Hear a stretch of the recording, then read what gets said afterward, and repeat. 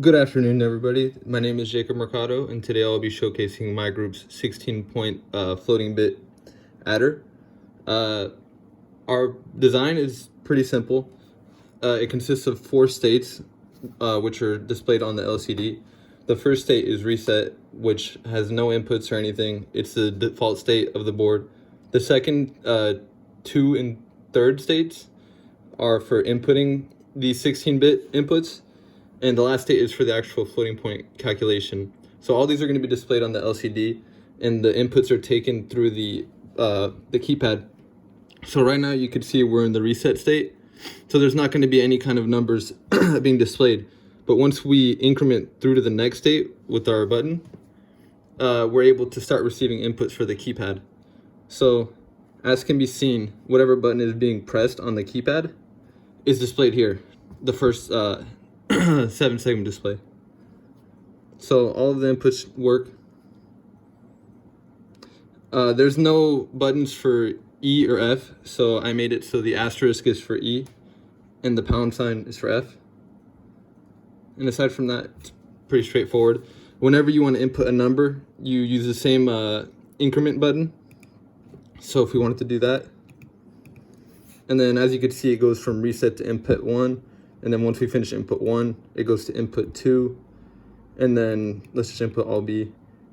It goes to floating point calculation and displays the result. So now we're going to go over some test trials. We're back at the reset state after we increment again. The first test that we're going to try is 31.25 plus 2.5, which should equal to 33.75. So we're going to do that by putting in the inputs. So 31.25 is 4. F D 0, right?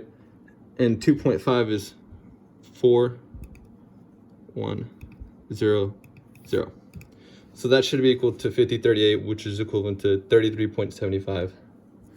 So the next test trial we're going to do is minus 3.4 plus negative 9. So I'm going to go ahead and input those numbers now.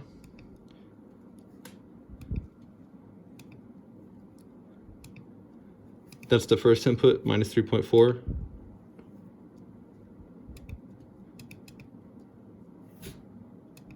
And there's the second, minus 9.